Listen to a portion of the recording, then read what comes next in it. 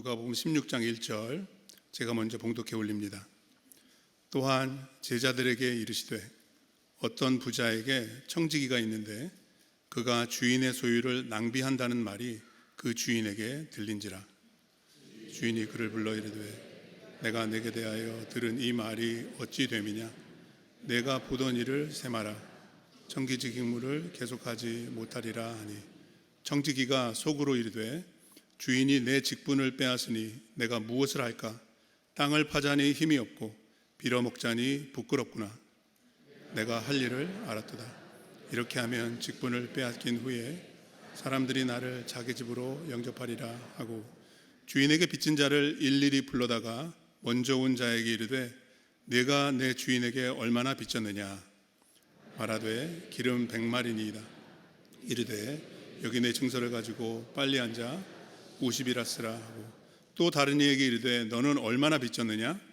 이르되 밀 100석이니이다. 이르되 여기 내 증서를 가지고 80이라 쓰라 하였는지라. 주인이 이 옳지 않은 청지기가 이를 지혜 있게 하였으므로 칭찬하였으니, 이 세대의 아들들이 자기 시대에 있어서는 빛의 아들들보다 더 지혜로움이니라. 아멘. 한 번 더 기도하겠습니다.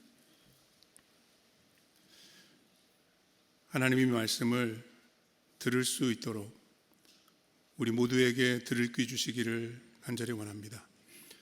내가 세상 끝날까지 너희와 항상 함께 있으리라 약속하신 주님의 말씀이 오늘 이 설교 시간에 성령의 역사로 이루어지고, 제자들이 이 비유를 들었던 것처럼 아니 더 친밀하게, 더 강력하게 성령께서 교회들에게 들려주시는 주님의 음성에 귀 기울이는 시간이 될 수 있도록 도와주시고 역사해 주시옵소서.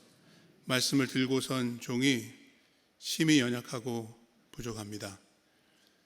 말씀의 능력으로 채워주시고 종은 전하며 예배하게 하시고, 우리 성도님들은 주님의 말씀에 귀를 기워 경청하면서 예배하는 귀한 시간 되도록 우리 모두와 함께해 주옵소서.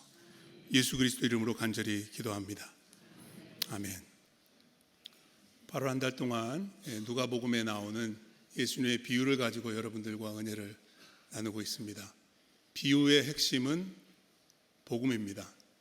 하나님의 나라의 그 비밀을 깨달아 알게 하는 것이 비유의 목적이라고 설명을 드렸습니다. 그래서 지난 시간에 우리에게 너무나도 잘 알려진 선한 사마리아인의 비유에 대해서 여러분들과 나누었는데, 새로운 것을 좀 얻으셨는지 모르겠습니다. 율법 교사가 질문하죠. 내가 무엇을 하여야 영생을 얻으리이까? 그 비유의 목적은 누가 구원받는가, 누구에게 영생이 있는가를 보여주시는 말씀이었습니다. 영생을 어떻게 얻을 수 있습니까? 구원에 이르는 믿음이 필요한데, 그 믿음은 사랑으로 실천된다라는 것입니다. 우리는 믿음만 생각하는데 구원에 이르는 믿음은 사랑하는 믿음이다. 그 사랑은 먼저 마음을 다하고 성품을 다하고 힘을 다하고 뜻을 다하여 하나님을 사랑하는 것으로 드러나야 한다. 사랑이 없으면 믿음을 의심해 봐야 되는 거죠. 근데 그 사랑은 하나님을 향해서만 올려드려지는 것이 아니라 이웃을 향해서 우리가 사랑의 원을 더 크게 그리자, 제가 그렇게 여러분들에게 부탁을 드렸죠. 교회 안에서 그리고 우리의 이웃들을 향해서 우리 사랑의 반경이 점점 확장될 때 우리의 구원이, 우리의 영생이 확인될 수 있다, 이렇게 말씀을 나눴습니다. 오늘 두 번째 비유인데요, 불의한 청지기의 비유로 알려진 그런 내용입니다. 이 내용을 우리가 1절로 8절까지 같이 읽었는데 제가 한번 간략하게 요약을 해드리도록 하겠습니다. 예수님께서 지어내신 이야기입니다. 한 부자가 있었습니다. 그 부자가 자기 자신의 많은 재산을 관리하기 위해서 매니저를 고용했습니다. 영어 성경에 보시면은 매니저라고 번역이 되어 있죠. 그런데 소문에 듣지 않으니까 이윤을 남겨야 할 이 청지기가 손실을 크게 끼치고 있다라는 그런 보고를 듣게 됐습니다. 그래서 주인이 어떻게 하나요?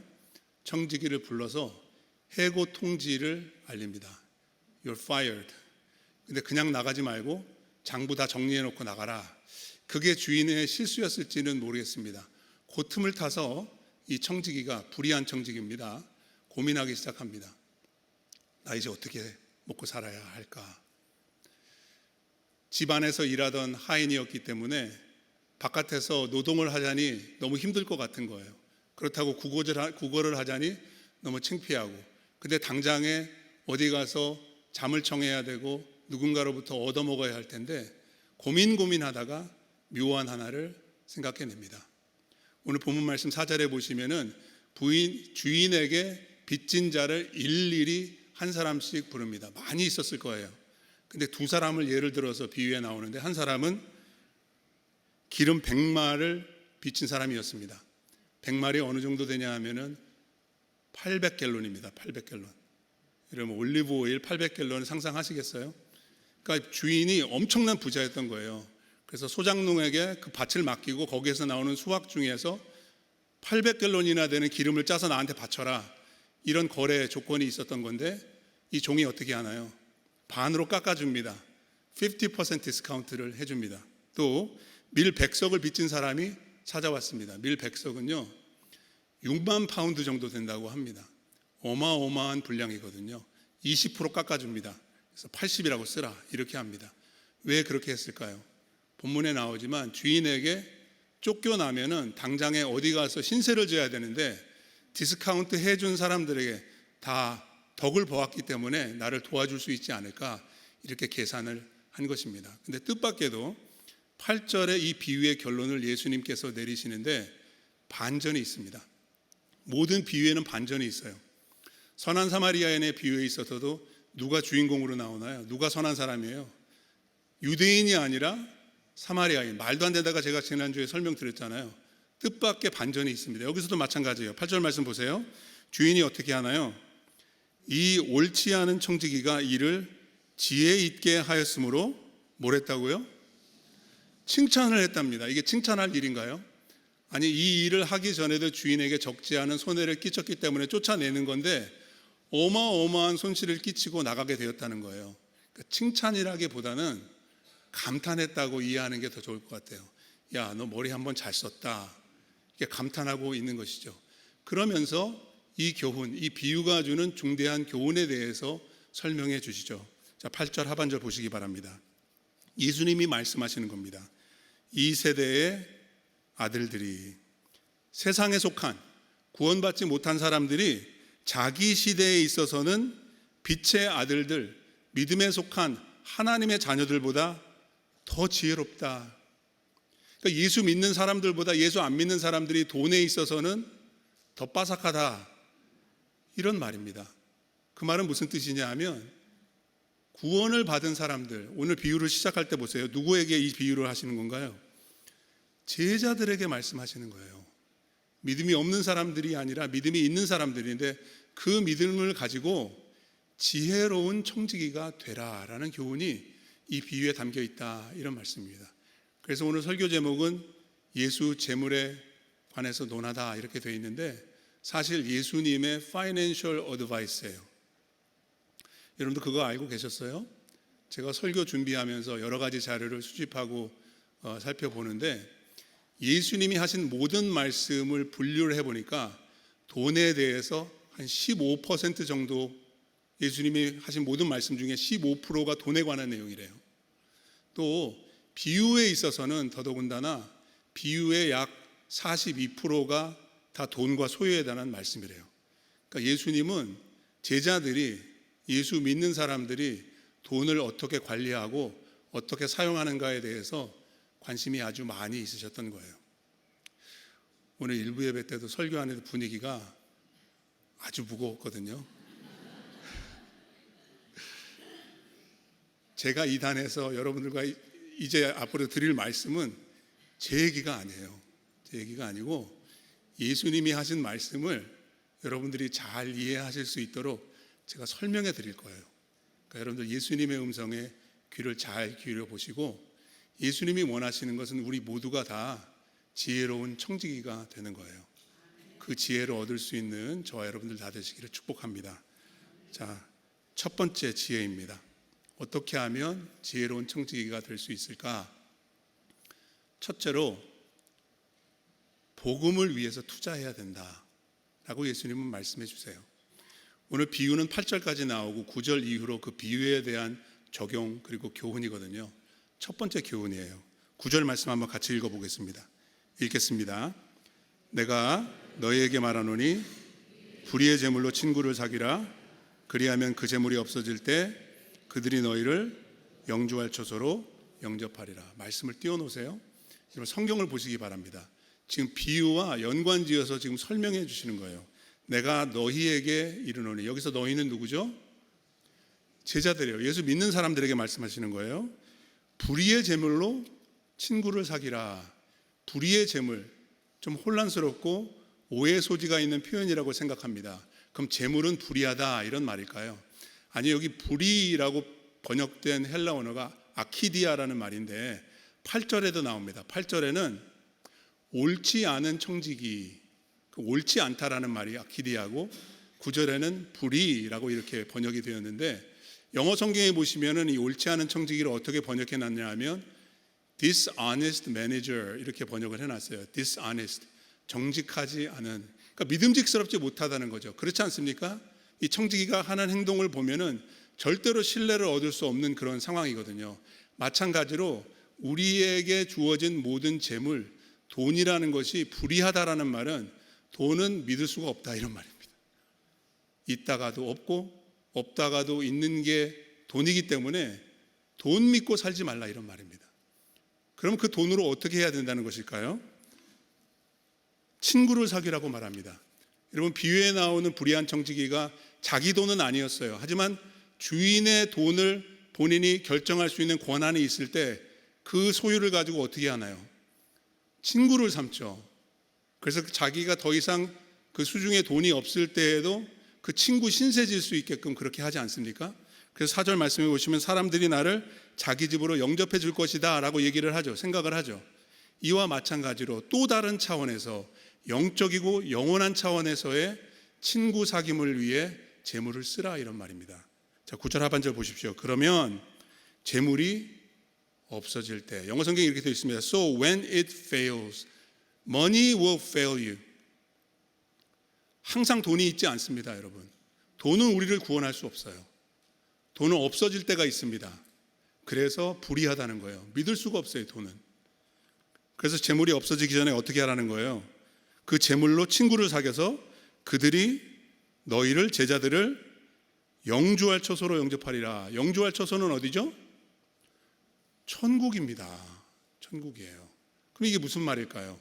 불의한 청지기가 주인의 재물로 친구를 사귀어서 임시 처소를 마련했듯이 여기에서 교훈을 얻어서 예수 믿는 사람은 영원한 천국에서 나를 영접해 줄 수 있는 그 친구들을 만들기 위해서 재물을 써라 이런 말입니다. 다시 말씀드려서 복음을 위해서 투자해라. 영혼 구원을 위해, 전도하는 일을 위해서, 선교하는 복음 사역을 위해서 재정을 투자해라 이런 말입니다. 여러분들 한 달 수입 가운데 얼마 정도 전도와 선교를 위해서 쓰시는지 모르겠습니다. 교회에 선교 헌금을 내실 수도 있고 선교 단체를 후원하고 아니면 선교사님들에게 헌금을 드릴 수도 있습니다. 여러분, 그런 일들을 많이 하시나요? 아니면 누군가를 주님께로 인도하기 위해서 여러분들이 사용하고 계신 재정이 얼마나 되시는지 궁금합니다. 제가 지난 주일 예배드리고 친교실에 가서 성도님들과 인사 나누는데 처음 보는 분들이 한쪽 코너에 앉아 계시는 거예요. 한국 분들이 아니었어요. 물어보니까 아프간 난민 가정이었어요. 여러분, 아프간에 난리가 나가지고 한 3년 전에 미국으로 이주해 오신 분들이 많이 계시고 버지니아와 볼티모어에 정착하신 분들이 계셔서 저희 교회가 쭉 돕고 있지 않습니까? 그런데 우리 교회 어떤 한 성도님 가정이 한 아프간 난민들의 친구가 되어준 거예요. 지난 3년 동안 같이 밥도 먹고 방문도 하고 이모저모로 도와주기도 하고, 그래서 예배는 드리지 못했는데 교회 만나자, 교회 와서 만나자. 그분들 난생 처음 교회라는 곳에 온 거예요. 얼마나 귀하든지 말입니다. 근데 누군가 그들을 위해서 시간을 쓰고 어려울 때 재정적인 도움을 주면서 친구가 되어줬기 때문에 가능했던 일이라는 거예요. 저는 우리 모두가 교회적인 차원에서 뿐만 아니라 개인적인 차원에 있어서도 영혼 구원을 위해, 전도와 선교를 위해 이런 투자가 이루어질 수 있기를 간절히 바랍니다. 예수님께서 그런 말씀하셨잖아요. 산상수훈에 나오는 대목인데요. 너희를 위하여 보물을 땅에 쌓아두지 말라. 우리는 쌓아두려고 하거든요. 근데 예수님은 쌓아두지 말고 쓰라라고 말씀하십니다. 다 쓰라라고 말씀하십니다. 어떻게 써야 될까요? 오직 너희를 위하여 보물을 하늘에 쌓아두라.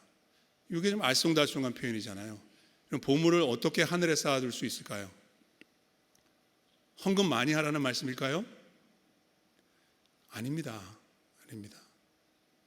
여러분, 이 세상에 물질적인 것은 단 하나도 천국에 가지고 갈 수 없습니다. 천국으로 보낼 수 있는 유일한 것은 영혼입니다. 영혼이에요. 그래서 보물을 하늘에 쌓아두라는 것은 그 영혼이 천국에 들어가서 너희를 영접하고 환영할 수 있도록 그들을 위해, 복음을 위해 투자하라는 그런 말씀입니다. 이것이 지혜로운 청지기가 되는 줄로 믿습니다. 이 세상에 유한하고 유효한 것들을 위해서 몸 바쳐 살아가기보다는 영원한 천국, 그리고 영원한 영혼을 위해서 복음을 위해 투자할 수 있는 지혜로운 청지기들이 다 되시기를 주의 이름으로 부탁드립니다. 둘째로, 지혜로운 청지기는 하나님께 인정받을 수 있도록 재물을 사용하는 데 있어서 하나님께 충성합니다. 하나님께 충성합니다. 내가 재물을 어떻게 활용하는지에 대해서 하나님이 보십니다. 하나님이 보시기에 잘했다, 착하고 충성된 종이라고 칭찬받을 수 있는 그런 청지기가 되시기를 바랍니다. 예수님 그런 말씀하시는 거예요. 10절 말씀 같이 읽겠습니다. 지극히 작은 것에 충성된 자는 큰 것에도 충성되고 지극히 작은 것에 불의한 자는 큰 것에도 불의하니라. 일상적으로 그렇지 않습니까? 한꺼번에 갑자기 큰 일을 맡기는 법은 없습니다. 작은 일을 맡겨서 그 일을 얼마나 충성스럽게 잘 감당하는가를 보고서 더 큰 일을 맡길 수 있는 거죠. 그렇다면 과연 예수님이 말씀하시는 지극히 작은 것과 큰 것은 각각 무엇을 가리키는 말씀일까요? 그 다음 11절에 보시면 답이 나옵니다. 11절 같이 읽겠습니다. 너희가 만일 불의한 재물에도 충성하지 아니하면 누가 참된 것으로 너에게 맡기겠느냐. 여러분 성경을 보세요. 여러분 성경 가지고 계신 걸 보십시오. 스크린에는 11절만 뜨는데 10절과 11절을 비교해서 보십시오. 10절에 나오는 지극히 작은 것 그리고 큰 것이 있습니다. 11절에 어떤 단어와 어떤 표현과 연관이 될까요? 지극히 작은 것은 불의한 재물입니다. 왜냐하면 이거는 일시적이기 때문에 하나님이 보실 때 돈은 뭐라고요? 큰 게 아니라, 우리는 돈을 큰 거라고 생각하는데, 큰 문제라고 생각하는데 하나님이 보실 때는 영원이라는 관점에 있어서 돈과 소유와 재물은 지극히 작은 것이다. 영어 성경에 little thing. 그 반면에 하나님이 생각하시는 큰 것은 참된 것이라고 말씀하십니다. 영원한 것이라고 말씀하십니다. 이 세상에 있다가 없어지는 것이 아니라 영원히 천국에서 하나님의 나라에서 누리게 될 것이라고 말씀하십니다. 근데 지극히 작은 것, 불의한 재물을 신실하고 성실하게 관리해야지 크고 참된 것을 맡길 수 있다, 이런 말입니다. 또 12절 말씀도 보십시오. 같이 읽겠습니다.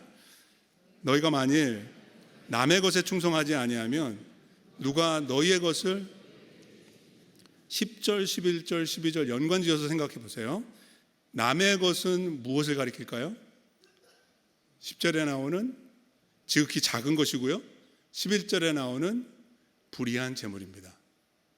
여러분들이 소유하고 계신 재물 누구 건가요? 예, 누구 거 될 겁니다. 내가 영원히 가질 수 없어요. 궁극적으로 내 것이 아닌 거예요. 지금 살고 계시는 집도 솔직히 은행 거 아닙니까? 그리고 지금은 내가 살고 있지만 누군가 다른 사람이 가질 거예요. 내게 아니에요. 이게 지혜예요. 그런데 새 하늘과 새 땅이 임하면 하나님께서 내 것을 주신대요. 영원히 잃지 않을 것을 주신대요. 이걸 깨닫고 재정을 관리하는 사람이 참으로 지혜로운 사람이다. 저는 이 말씀을 묵상하면서 짐 엘리엇 선교사님이 오래전에 말씀하신 그 유명한 구절이 떠올랐습니다. 한 번쯤은 들어보셨을 거예요. He is no fool. 그는 어리석은 자가 아니다. Who gives what he cannot keep. 내가 어차피 유지할 수 없는 것을 내어주고 to gain what he cannot lose. 절대로 잃어버릴 수 없는 것을 얻게 되는 사람이 바보가 아니다. 짐 엘리엇 선교사님은 20대에 모든 거 다 내어주고 가셨잖아요. 그게 어리석은 게 아니에요. 그게 오히려 지혜로운 것입니다. 여러분들은 하나님께서 여러분들에게 맡겨주신 그 재정을 어떻게 관리하시고 어떻게 사용하고 계신가요? 진정 지혜로운 청지기가 되고 계신가요?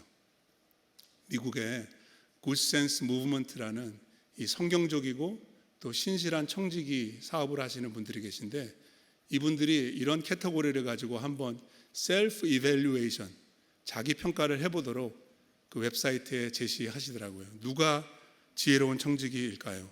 5가지 측면에서 여러분들의 삶을, 여러분들의 재정관을 한번 솔직하게 혼자서 한번 점검해 보시기 바랍니다.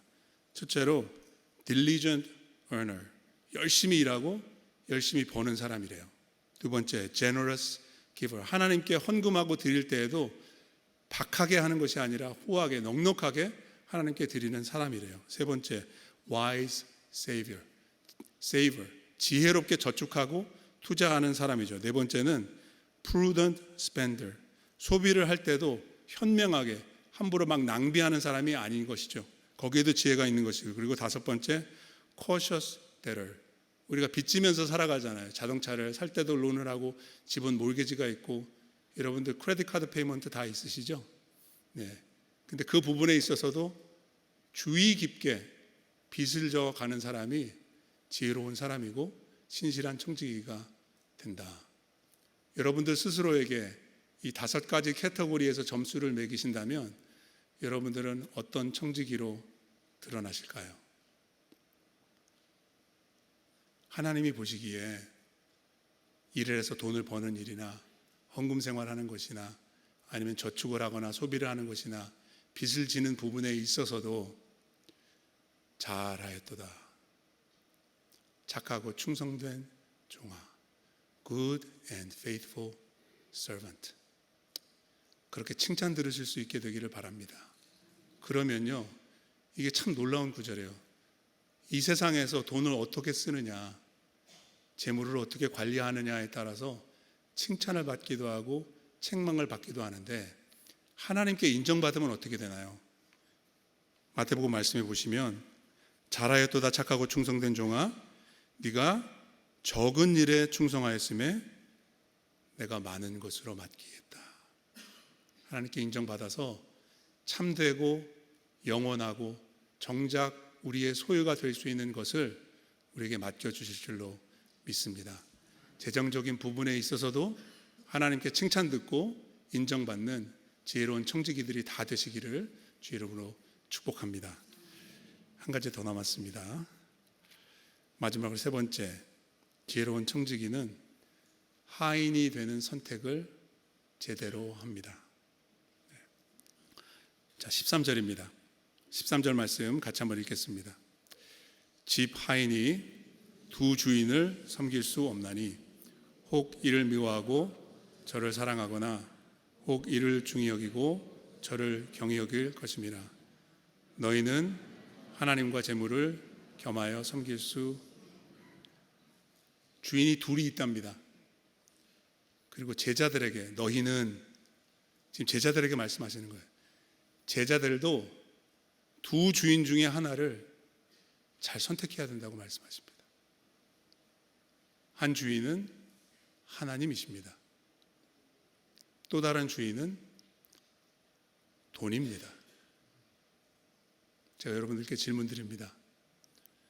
여러분, 하나님이 좋으시나요? 돈이 더 좋으신가요? 여러분, 하나님이 중요하신가요? 돈이 더 중요한가요? 솔직히 하나님도 좋고 하나님도 중요하지만 솔직히 돈이 좋죠. 돈이 중요하죠. 하나님에 대해서 고민 잘 안 하거든요, 우리는. 돈 걱정 정말 많거든요. 그래서 죄인된 우리들의 이 디폴트 세팅이 있어요. 이 고유 기본 설정이 있습니다. 우리는 돈을 사랑합니다. 돈을 중히 여깁니다. 그래서 제자는 선택을 해야 돼요. 선택하지 않으면 돈 위에서 살 수밖에 없어요. 우리는 하나님을 선택해야 돼요. 가만히 있으면 돈을 위해서 돈을 섬기며 돈의 노예로 삽니다. 돈 때문에 울고요. 돈 때문에 웃고요. 어떤 사람은 돈 때문에 죽습니다. 돈에 매여 있는 겁니다. 돈의 종이 된 거예요. 하나님이 원하시는 것은 우리가 하나님의 종으로 그리스도의 일꾼으로 사는 거예요. 우리는 하나님의 청지기이니까 그 지혜, 그 판단이 필요한 거죠. 기본적으로 종의 노예로 태어나지만, 돈의 노예로 태어나지만 우리는 하나님을 섬기는 믿음의 선택을 해야 되는 것이죠. 어떻게 그렇게 할 수 있을까요? 돈을 섬기지 않고 돈으로 하나님을 섬기는 삶을 살아가기 위해 어떤 좋은 방법이 있을까요? 제가 한 가지 제안해 드리려고 하는데 괜찮으시겠어요? 11조. 네, 잘 들으셨습니다. 11조입니다. 11조. 요즘 교회 다니시는 분들은 11조에 대해서 잘 모르시는 것 같아요. 2022년도에 바나 리서치에서, 이 기독교 연구기관인데 미국에 사는 크리스천들을 대상으로 설문조사를 했습니다. 11조가 뭔지 아십니까? 이게 최근이에요, 여러분. 11조가 뭔지 아십니까? 그랬을 때 43%가 네, 압니다. 그럼 나머지는요? 22% 잘 모르겠는데요. 36% 11조가 뭐죠? 처음 들어보는데요. 미국에서 예수 믿는 사는 사람들 가운데 반 이상이 11조가 뭔지 몰라요. 그것도 문제지만 아는 사람들도 문제더라고요.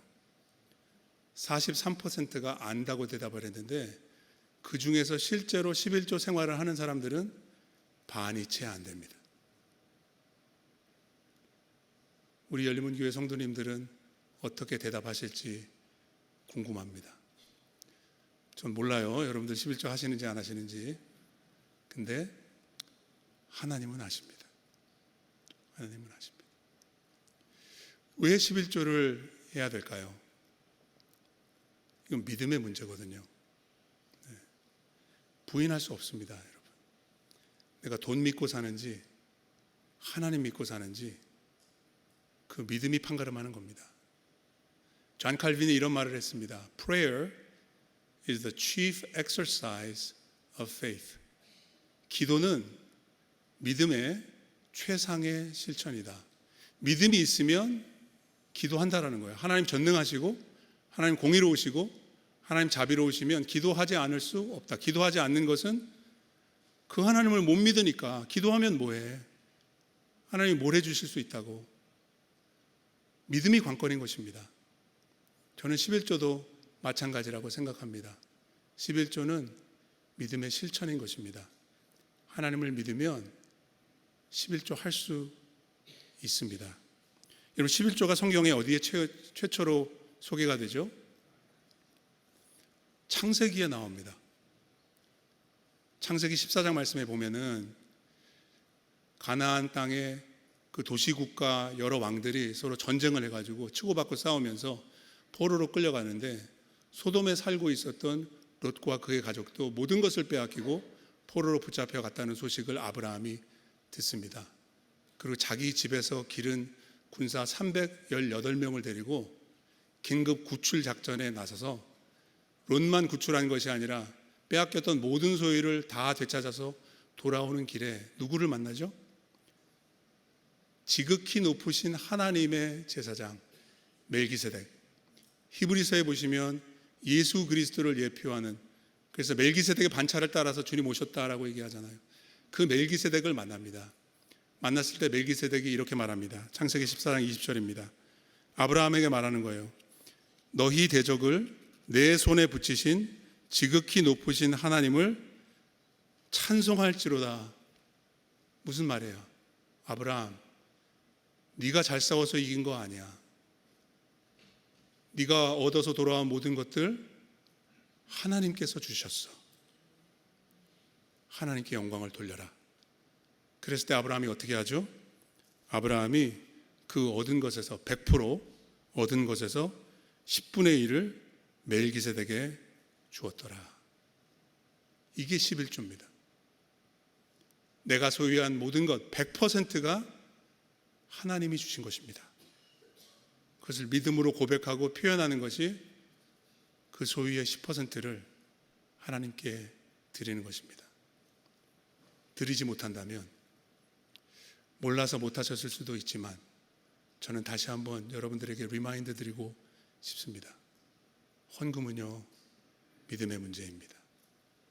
내가 말로 믿는다고 말할 수 있을지 모르지만 그것이 하나님께서 주신 축복과 은혜와 물질적인 부분에서 표현이 되지 않는다면 여러분들 다시 한번 생각해 보셔야 합니다.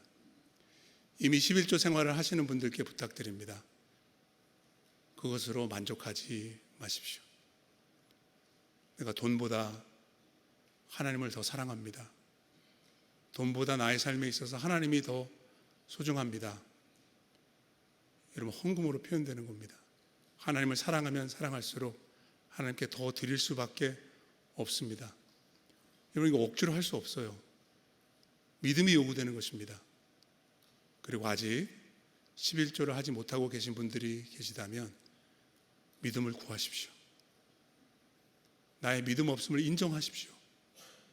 하나님 도와달라고 기도하세요. 이게 갑자기 될 수 있는 일은 아니에요. 조금 전에 보여드린 그 차트 기억하시나요? 네, 우리의 재무 관리에 5가지 캐터고리가 있는데 그게 좀 시프트 돼야 돼요. 없는 돈을 가지고 헌금할 수는 없잖아요. 다른 거 줄여야 됩니다. 그렇지 않으면 11조 시작할 수도 없습니다. 갑자기 시작하려고 부담 갖지 마시고요. 천천히 여러분들의 기빙을 더 늘려가시기 바랍니다. 왜? 하나님을 사랑하기 때문입니다. 하나님이 돈보다 더 소중하기 때문이고 나에게 주신 모든 인컴은 하나님으로부터 왔기 때문입니다. 어떤 분이 이런 말씀을 하셨어요. Money is a tool, a test, and a testimony. Money is a tool. 여러분, 돈은 도구입니다. 믿음을 선용하고 믿음을 발휘할 수 있을 때 사용해야 되는 도구입니다. 믿음으로 잘 쓰시기 바랍니다. Money is a test. 시험이 되기도 합니다. 내 안에 믿음이 있는지 없는지, 내가 돈 믿고 사는지 하나님 믿고 사는지 이 돈이 시험합니다. 시험을 통과하시기 바랍니다. 그리고 머니는 테스티모니, 간증입니다. 내가 돈을 어떻게 벌고 어떻게 쓰고 어떻게 드리는가가 여러분들의 믿음의 간증입니다. 선한 간증 남기시기를 바랍니다. 착하고 충성된 종이라고, 지혜로운 청직이라고 인정받고 간증 남길 수 있는 우리 모든 성도님들 다 되시기를 주의 이름으로 부탁드리고 축복합니다. 같이 기도하겠습니다.